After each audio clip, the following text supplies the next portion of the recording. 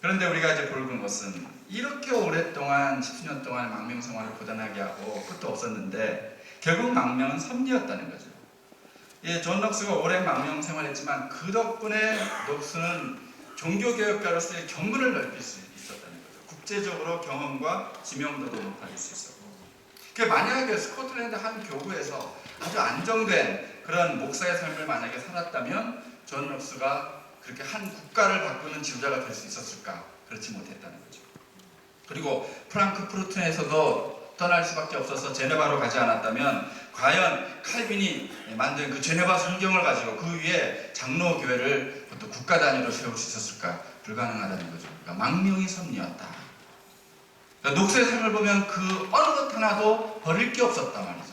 배제할 것이 없었다. 하나님의 섭리에서. 그래서 청교도인 사무엘 러더포드 목사님은 이렇게 말합니다.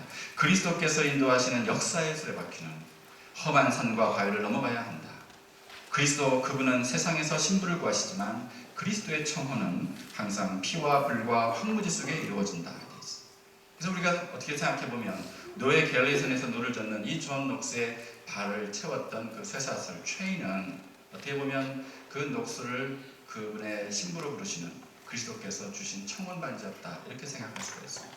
실제로 그때 위그너들이 그런 믿음을 많이 간증합니다. 조국을 향한 첫 나팔소리가 되는 존 녹스를 좀 보겠습니다.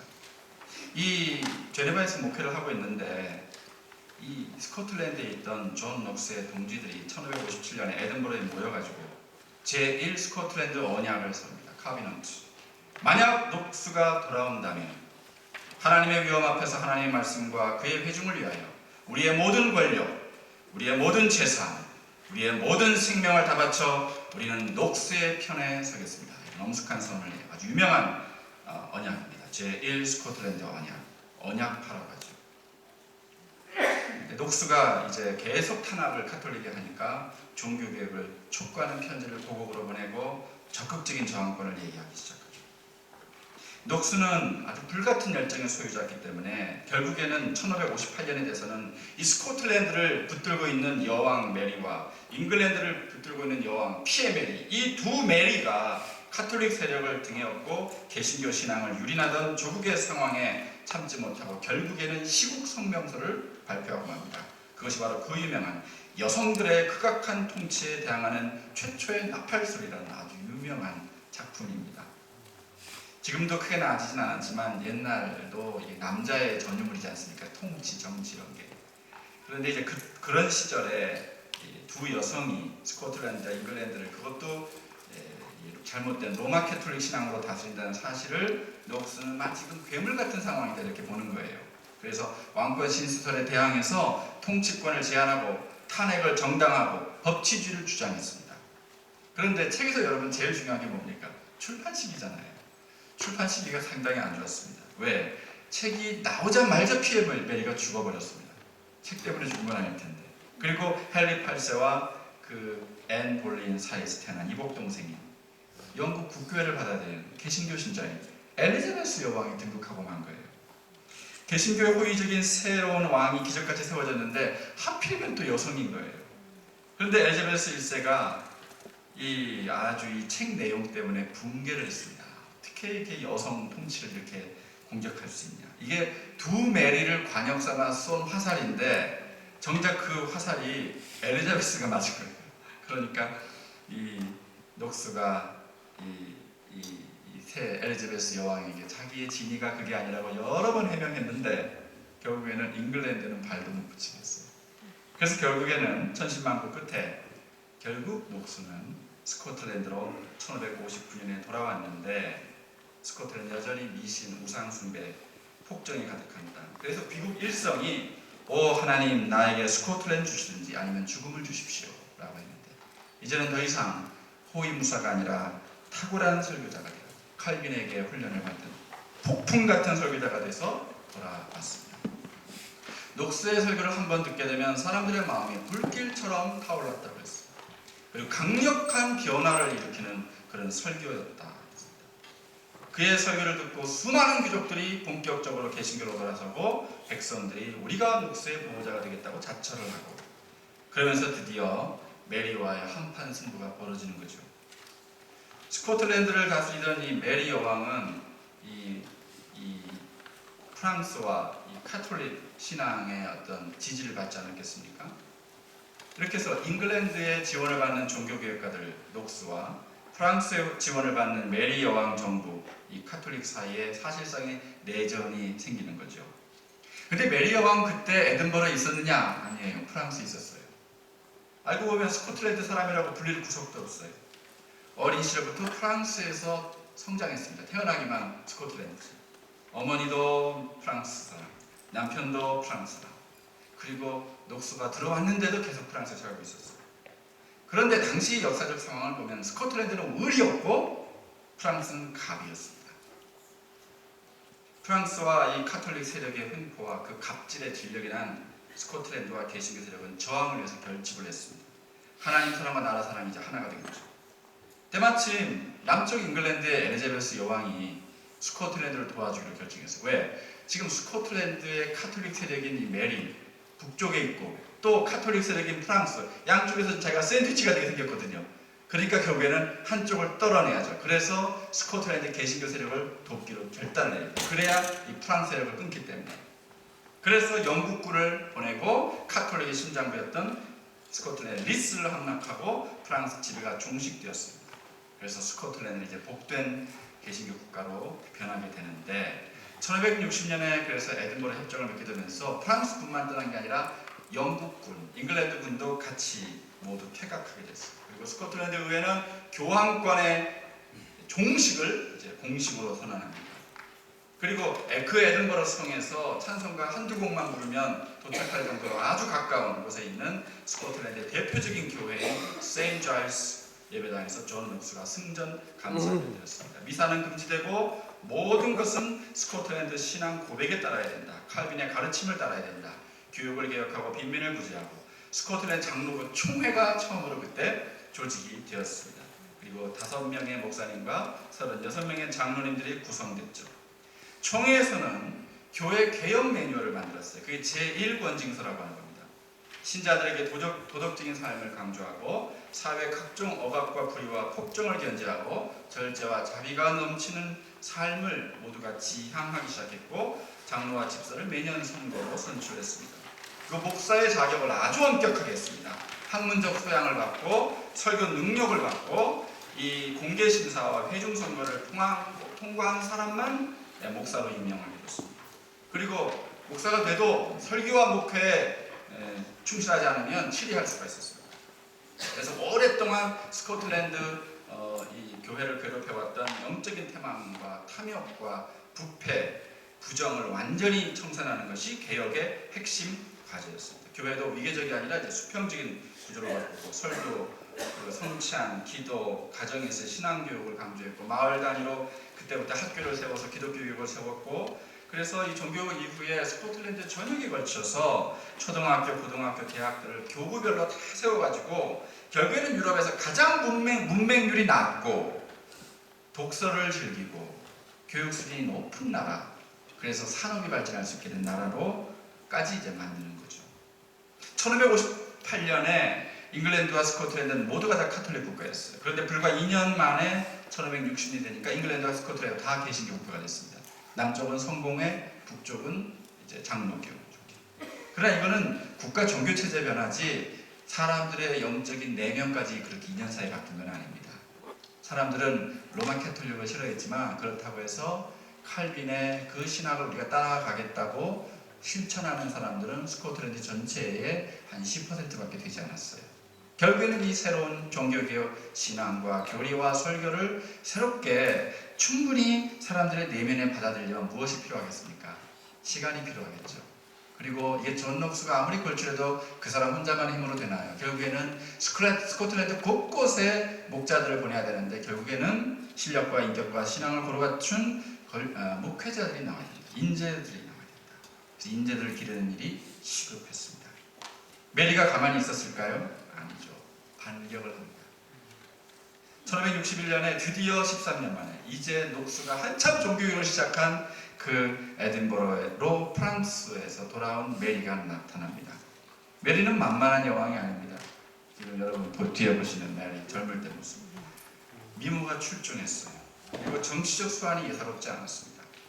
와서 스코틀랜드에 옛날 카톨릭을 잘 믿던, 지금은 개신교로 돌아섰거나 돌아섰는데 뭐 이렇게 살아야 되나 하는 그 귀족들을 회유하고 흔들기 시작했어요.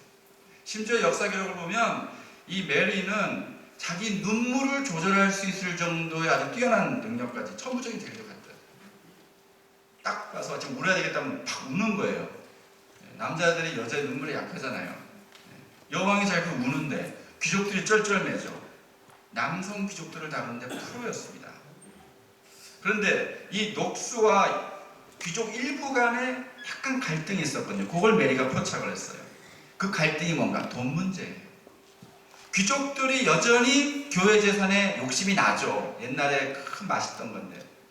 그러나 녹수는 교회 재산을 공적 작업으로 전환시켜서 국립교육제도를 확립하고 교회를 발전시켜야 된다.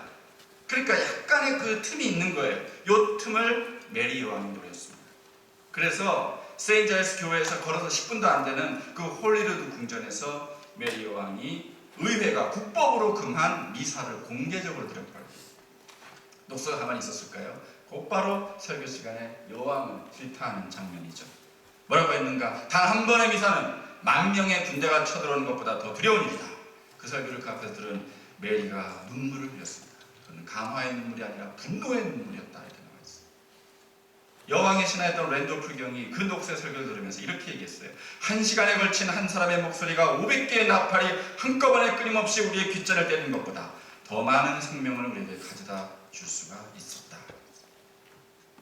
오직 강단에서 오직 말씀으로 사는 이 존 녹수의 모습이죠. 존 녹수가 세인앤드루스 방문했을 때 설교하려고 하니까 그 구 카톨릭 세력들이 네가 내일 만약 주일 예배 설교한다면 우리가 지금 12개의 권총이 있는데 그걸 모두 너의 얼굴을 향해 쏘겠다고 했어요.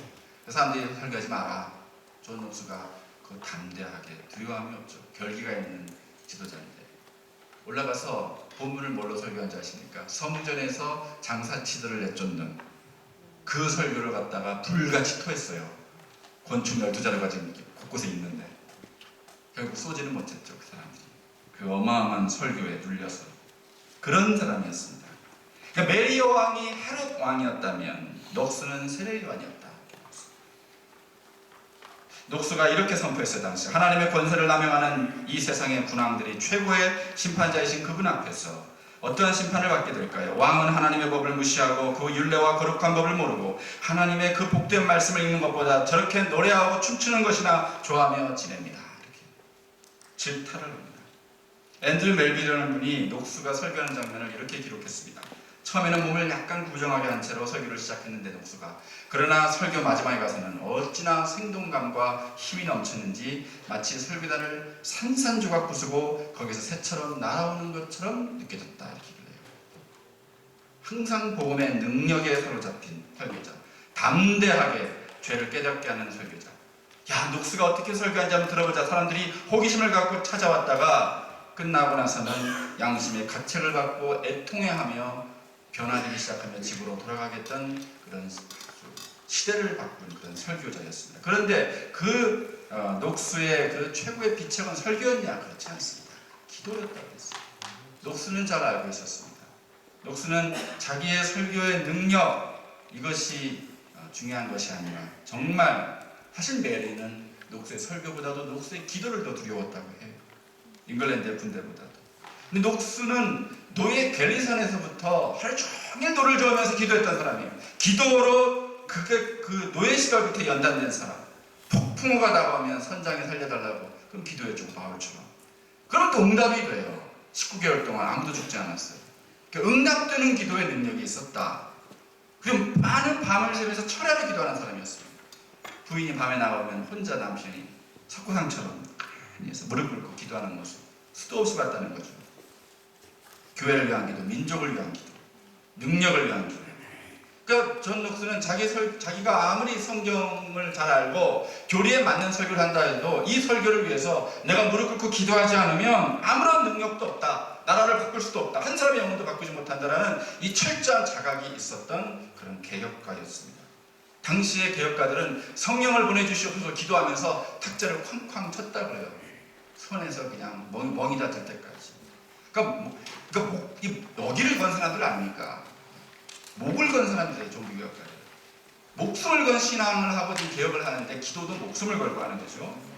그 녹색이 주신 성령의 열매들이 참 있었는데 바로 그 남다른 인품이 있었다는 거예요. 근데 그 인품도 이게 뭐 태어나자마자 딱 받은 게 아니라 또 공부 많이 해서 된 것도 아닙니다. 이 어린 시절의 가난함, 세인앤드류 성의 최후의 저항, 노예 갤리선에서 기약 없이 당했던 혹사, 영국 왕실과 중앙정치 가까이서 수행했던 교회 브레인의 역할, 그리고 고향을 그리워하면서 잉글랜드와 대륙 곳곳의 도시들을 전전하며 펼친 개혁가들과의 교제와 또 피난민의 그 목양, 이 모든 과정을 통해서 녹수는 위대한 영혼으로 재련되어 갔다 이렇게 말할 수 있습니다.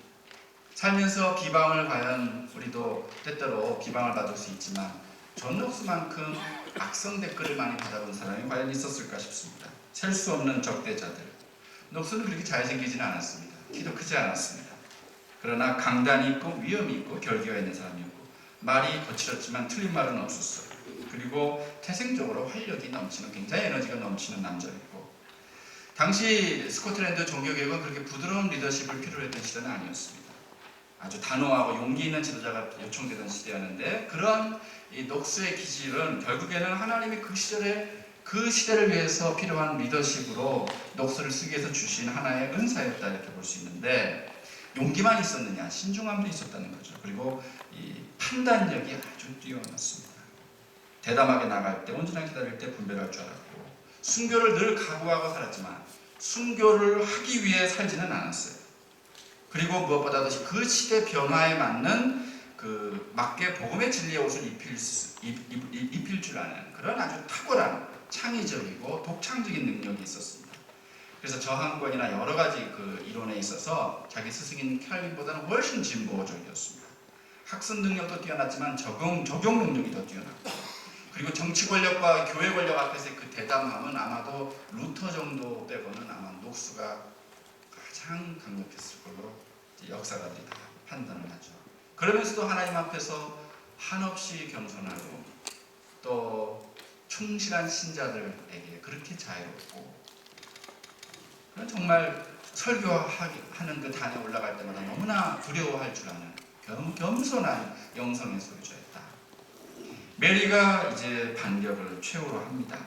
메리는 어떻게 하면 이 스코틀랜드 자기의 정치 권력을 확대할까 골몰하다가 방법이 스페인의 필리피스의 아들 왕자하고 내가 결혼을 하면 스페인에 그 무적 함대가 있고 어마한 그 카톨릭 세력이 오니까 그럼 스코틀랜드는 카톨릭 국가가 되는 거예요. 이제 프랑스가 아니라 이제 짝을 바꾼 거죠. 파트너를. 어디로? 스페인으로. 녹스가 그 결혼 반대했습니다. 그래서 스페인 왕자와 결혼 못했습니다. 재혼에 실패했어요. 그러니까 메리가 녹스를 얼마나 싫어했겠어요. 그런데 그때쯤에 또 녹스는 결혼을 했거든요. 그러니까 막 너무 화가 났어 메리가. 막 화를 내는 모습. 그런데 녹스가 메리가 자기 사촌인 단니경이라는 남자와 재혼을 하는데 그러면서 둘이 카톨릭이 돼서 이제 짝짝꿍이 돼가지고 계속해서 이 스코틀랜드 카톨릭 세력을 집결시키는데 두 사람의 사이가 그렇게 좋지 않았어요. 왜냐하면 메리가 굉장히 남자들과 스캔들이 많았습니다. 근데 단니경이 살해됐어요. 근데 그를 죽인 걸로 의심되는 남자와 결혼까지 했거래요. 메리 게이트가 끝이 없었습니다. 민심이 결국 폭발하고 말았어요. 메리를 반대하던 개신교 진영뿐만 아니라 메리를 지지해주던 캐톨릭 진영에서도 메리에게 진저리 치며 들어섰어요. 그래서 메리가 탄핵당하고 폐위됐습니다. 그래서 쫓겨났어요. 잉글랜드로. 그리고 한 살밖에 안 된 그 유명한 제임스 6세가 등극합니다. 나중에는 제임스 1세가 돼서 영국 전체 다르게 제임스 선교, 킹 잭슨 선교라고 하시죠. 그 대관식의 설교자가 존 녹스였다. 메리는 몰락하고 영국으로 추방되고 사촌 엘리자베스 여왕을 죽이려는 살해 음모, 엘리자베스 죽이고 당시 잉글랜드 여왕이다라는 어떤 꼬듬이 빠져서 거기에 참여했다가 발각돼서 런던 타워에서 처형당하고 말았습니다. 자, 이제 존 녹스의 마지막 나날들을 보겠습니다. 여러분, 존 녹스가 아주 이 서슬퍼런 이 메리 여왕의 음모와 협박에 굴하지 않았기 때문에 스코틀랜드는 교회의 영적인 권위와 국가로서의 자존심을 지킬 수 있었습니다. 녹스가 죽었을 때 그 오톤 백작이 여기 인간을 두려워하거나 어떤 자기도 아첨하지 않는 사람이 누워있다고 얘기를 했습니다. 세인 자일스 교회에 가면 이 존 녹스가 마지막 그 설교할 때, 그때가 이제 성 바르톨로메 학살로 수천 명의 개신교인들이 프랑스에서 죽었던 그 참사 직후인데, 그때 그런 일이 이 스코틀랜드에 있을지 모르니 우리 모두 영적으로 각성해야 된다고 얘기했는데, 이미 스코틀랜드는 제네바에 거의 못지않는 그런 그리스도의 학교로 그 국가가 바뀌고 있었습니다. 목회자 녹스의 내면과 생활을 한번 볼까요? 우리 녹스가 아주 교황과 같은 그런 권력자가 아니었을까? 종교 권력을 가진, 그렇지 않았습니다.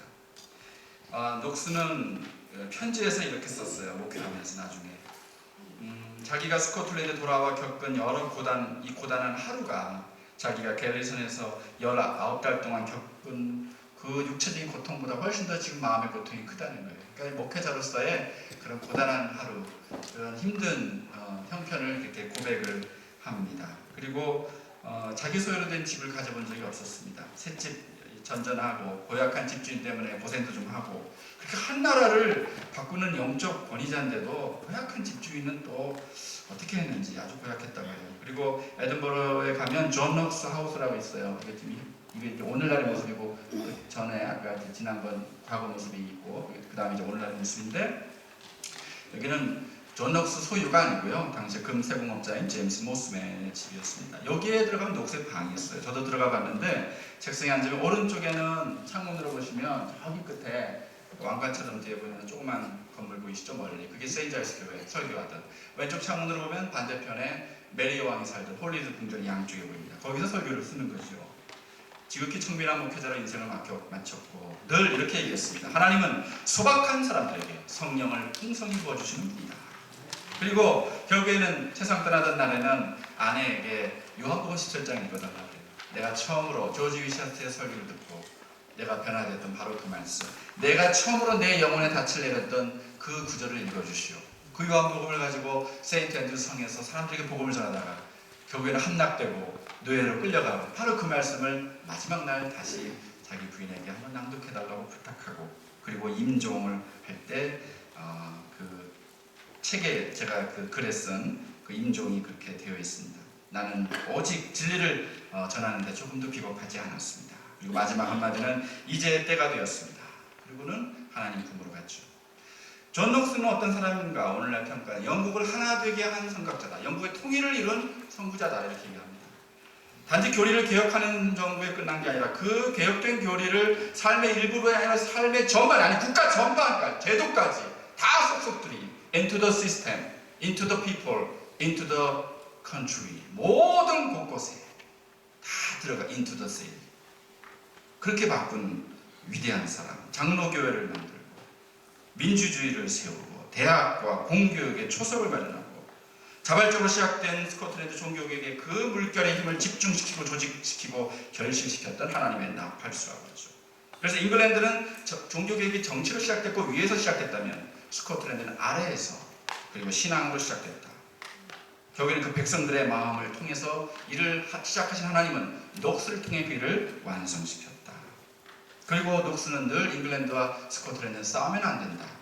결국에는 우리의 비전은 무엇인가? 이 그레이트 브리튼 섬에 모든 사람들이 하나가 되어 하나님의 교회를 한 초대교회 모습으로 우리가 예배를 드리는 것, 그것이 바로 녹스의 꿈이었는데, 그 녹스는 그렇게 해서 장차 영국이 통일되는 그런 비전을 보는 거예요.